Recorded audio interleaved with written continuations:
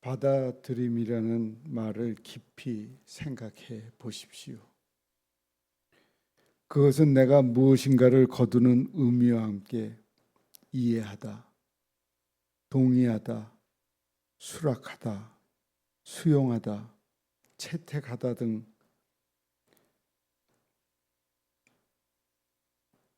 동작을 거쳐 깨닫다, 서로 포용하다, 용서하다에 이르기까지 일체감을 나타내는 내용을 품고 있습니다.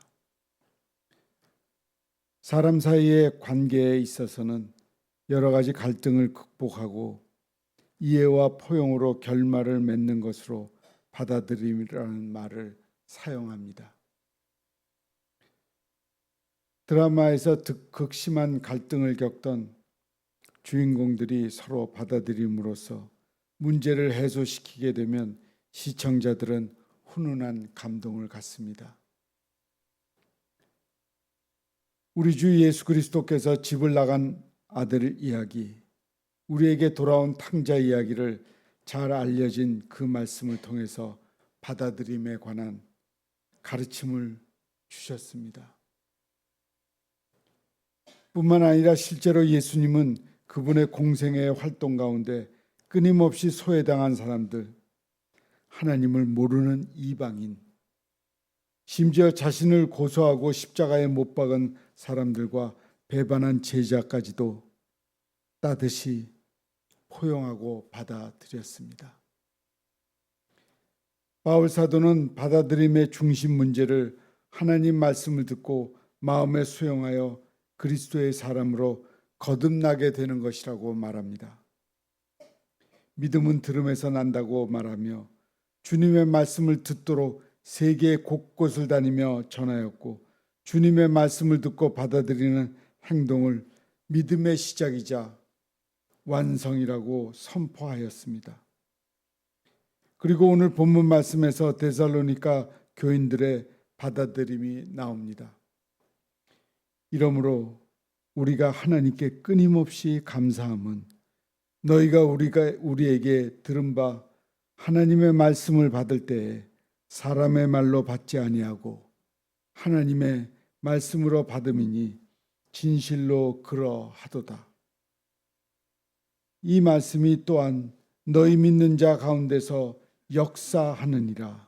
13절 말씀입니다.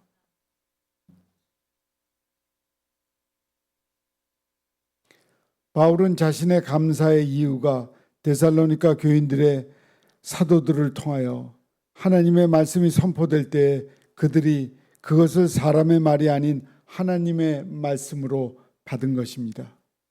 그리고 이어서 바울은 그들이 말씀을 받아들일 때 그 말씀이 믿는 자 속에서 역사한다고 말합니다. 다시 말해 데살로니가 교인들의 받아들임이 믿음의 역사를 이루었다는 말입니다. 그리고 이 말씀은 우리에게 동일하게 주어집니다. 성경 말씀은 하나님의 말씀으로 받아들일 때 우리의 삶에 큰 역사가 일어납니다.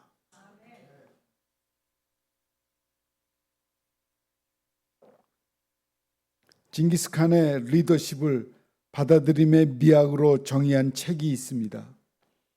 몽골의 초원에서 성장하여 세계를 발 아래 두었던 13세기 초 대정복자 징기스칸은 물론 우리 땅 고려도 그의 침략을 받아 고통과 모욕을 써야 했기에 결코 우리 민족의 이름으로 징기스칸의 행적을 칭송할 수는 없습니다.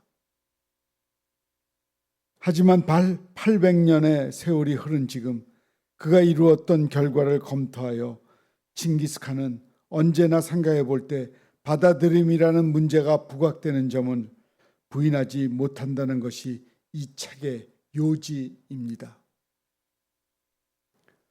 그가 대제국을 통치할 수 있었던 이유는 열린 두 귀 때문이라 합니다. 그는 사람들의 말에 귀를 기울일 줄 알았기 때문에 많은 이들의 도움을 얻을 수 있었고 그 도움을 통해 어려움을 극복하는 데 성공했다는 것입니다. 징기스칸은 군사 전략은 물론 종교, 노동, 경제 등 각종 전문가의 지혜를 빌려 제국을 건설하는 목적에 사용했습니다. 다시 말해 그 받아들이기를 미학적 차원으로 끌어올린 사람입니다. 우리나라를 예를 들어봅시다. 우리나라는 세계 동쪽 끝자리를 잡고 있습니다. 학교에서 배웠던 세계 지도를 놓고 보면 한반도가 세상의 중심에 있지만 서양에 나가면 지도 속의 위치가 아예 달라져 버리는 것을 볼 수 있습니다. 유럽의 중심에 있고 우리나라는 동쪽 끝의 반도, 곧 극동에 존재합니다. 그렇게 주변에 있었기에 문화의 유입이 늦었고 근대 문명의 발전 역시 지연되었습니다. 그러나 학자들은 우리나라가 이런 불리한 조건을 뚫고 지금 이 시대에 들어 뛰어난 문화적 경쟁력을 갖추게 된 이유로 수용성을 지적합니다. 우리나라의 발전 이유 또한 받아들이는 성격 때문이었다는 것입니다. 이처럼 학문이나 사상들도 전문적으로 깊이 있게 수용하여 또 하나의 중심으로 이루어낸 것이 우리 민족입니다. 그런데 하나님의 말씀을 받아들이는 자세도 그와 같습니다. 우리나라는 비록 뒤늦은 복음을 받아들인 나라였지만 최고의 귀중한 것을 알고 감사하면서 사람의 말로 받지 아니하고 하나님의 말씀으로 진실하게 받았습니다.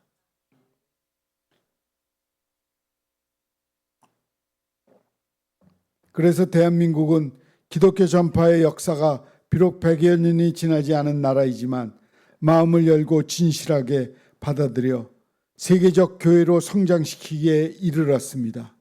이처럼 주님의 은혜로 복음화가 일어난 대한민국의 교회가 오늘날 언론을 통해 듣게 되는 교회의 잘못들은 우리 마음을 더 아프게 합니다.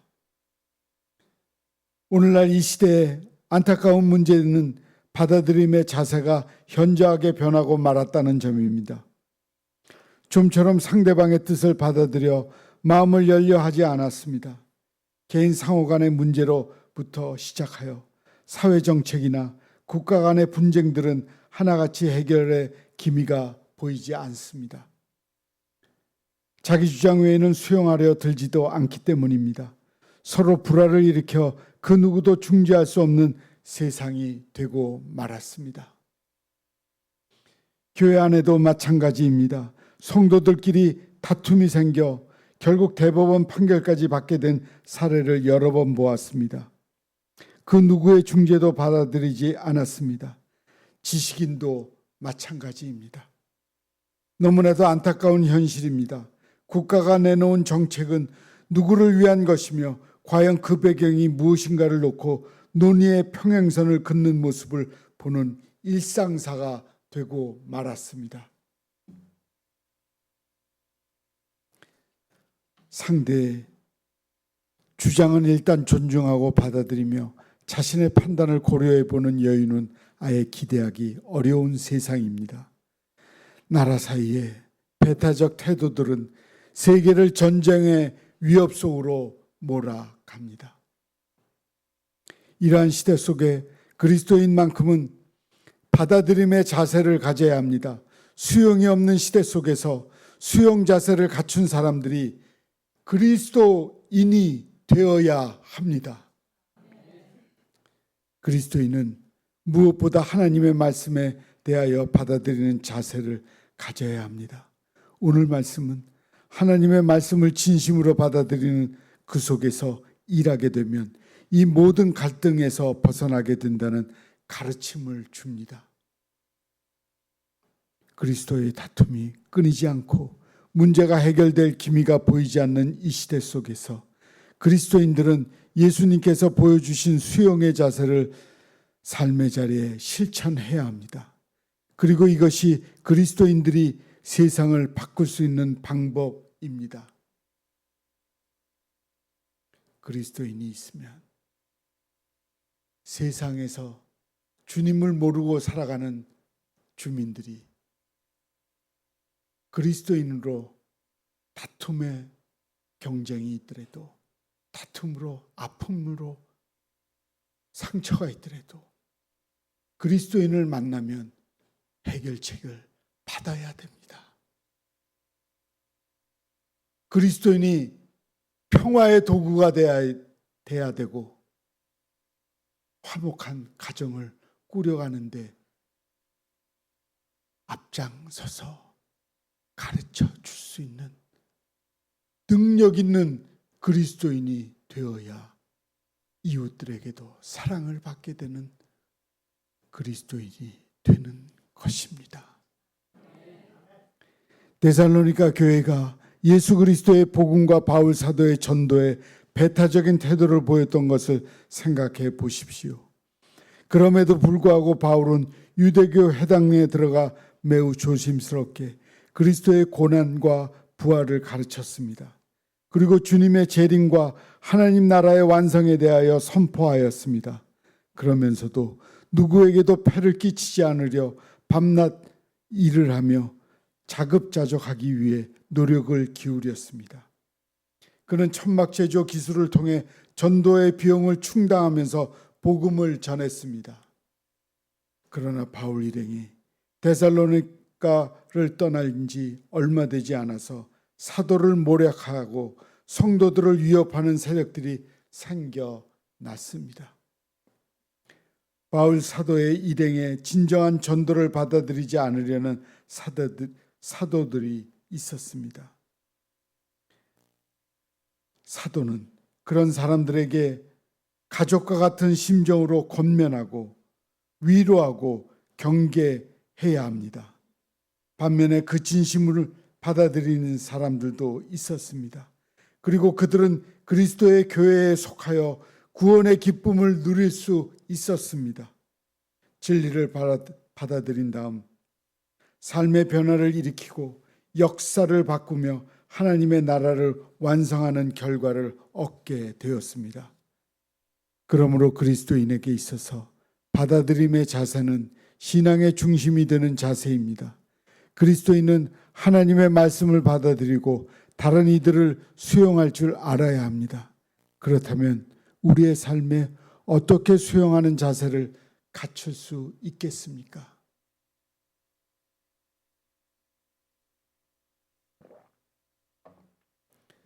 받아들임의 방법은 내려놓음입니다. 진정한 내려놓음이 있어야 진정한 받아들임이 이루어집니다. 내려놓음이라 하니 우리에게 널리 읽혔던 책 내려놓음이 떠오릅니다. 하버드 대학 박사 출신의 엘리트가 징기스칸의 나라 몽골, 지금 과거의 영광을 찾기 어려운 척박한 땅에 선교사가 되어 떠나는 헌신을 기록했습니다. 그 책의 저자인 이영규 선교사는 내려놓음의 다음에 무엇이 있을까 하고 생각하는 사람들 앞에 더 내려놓음이라는 책을 다시 내놓았습니다. 그 책은 우리 자신이 내려놓아야 할 것을 한두 가지가 아니라 찾아볼수록 더 있고 더 내려놓아야 하는 것이로구나 하는 생각이 들게 합니다. 그럼 더 내려놓은 다음의 일은 무엇이겠습니까? 내려놓음의 저자는 이렇게 말합니다. 영적 세계에서 비움은 채우기 위한 전제 조건이 됩니다. 우리가 우리의 것을 내려놓는 궁극적인 이유는 하나님의 신령한 것으로 채우기 위해서입니다. 내 속에 옛사람이 죽고 내 안에 그리스도가 살 때 비로소 진정한 성령님의 능력이 나타나고 이 능력을 통해 죽은 영혼이 소생하고 하나님 나라가 확장될 것입니다. 그렇습니다. 비움은 채움의 전제 조건입니다. 그리스도인은 하나님의 말씀을 받아들이고 그 말씀으로 나를 채워야 합니다. 그러기에 그리스도인은 먼저 자신을 내려놓고 비워야 합니다. 사랑하는 예비 성도 여러분, 우리 삶에 가장 가치 있는 것은 하나님의 말씀이며 그 말씀을 우리 안에 받아들이는 것입니다. 그럴 때 우리의 삶에 하나님의 역사가 일어납니다. 받아들임의 자세가 사라져가는 이 시대 속에 받아들임을 실천하는 우리 모두가 됩시다. 하나님의 말씀을 받아들이고 다른 영혼을 수용하는 그런 귀한 그리스도인이 될 때 주님을 우리를 통해 이 땅 가운데 하나님의 땅을 하나님의 뜻을 이루실 것입니다. 아멘.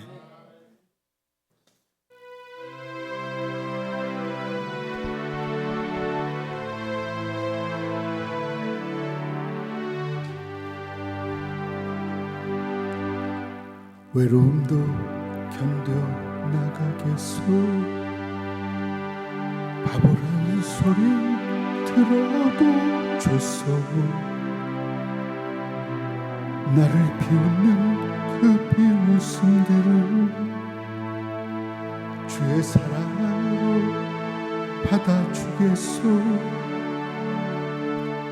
이 모든 것이 힘들다는 것을 주님은 나에게 알려줬소. 주님의 사랑은 너무나 넓고 크오. 그래서 나는 살아가겠소. 우리 모두 손을 내밀어서 넘어진 형제 일으켜 주세요. 사람이 살면 한 번 사는 것 걸음 멈추고 생각해 보세요. 시냇물이 강으로 흘러서 저 바다와 하나가 되듯이 우리는 주 안에서 하나가 돼야 하오. 우리는 하나가 돼야 하오. 우리 모두 손에 손을 잡고 같이 부르죠. 저 험한 벌판 걸어서 가세. 가다 보면 폭풍도 지나고 캄캄한 밤도 지나갈 거요. 높은 산 올라갈 때도 있고 푸른 초원도 지나갈 거요. 서로를 위하고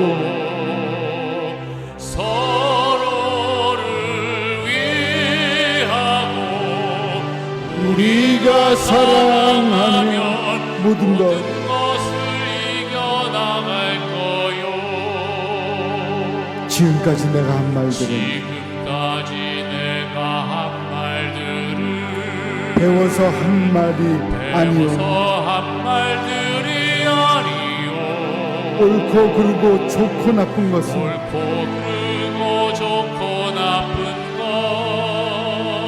말 안 해도 우리는 알지 않소. 오죽하면 나 같은 바보가 여러분들께 호소하겠소. 우리는 하나요.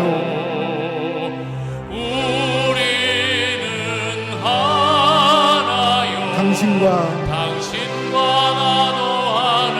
우리는 하나가 돼야 하오. 옆에 있는 형제 손을 잡고 우리 모두 노래합시다.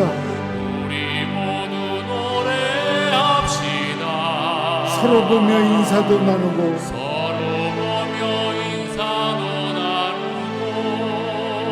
우리 모두 함께 일어납시다.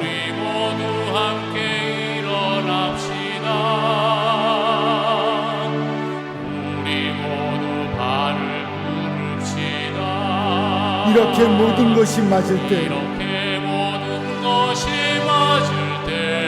우리는 주 안에서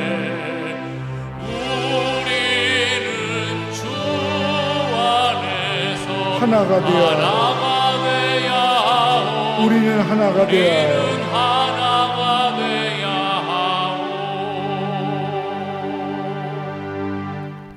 기도하겠습니다. 하나님, 우리는 서로 받아들이며 주님 안에서 하나가 되는 믿음의 형제자매들이 되게 역사하여 주시옵소서. 그리스도 안에서 하나요, 믿음 안에서 하나요, 그것이 우리가 행해야 할 바요, 그렇게 살아가야 하는 우리의 목적이요, 우리는 주님 때문에 주 안에서 하나가 되는 형제 자매들이 된 것을 잊지 말고 기억하게 역사하여 주시옵소서. 예수님의 이름으로 기도합니다. 아멘. 샬롬 샬롬 샬롬 샬롬 샬롬 샬롬 내니 두려워 말아라 나의 아들 나의 딸아 안심하라 샬롬 샬롬 샬롬 샬롬 샬롬 샬롬 나의 평안을 주노라 세상과는 다른 평안 두려워 마라 샬롬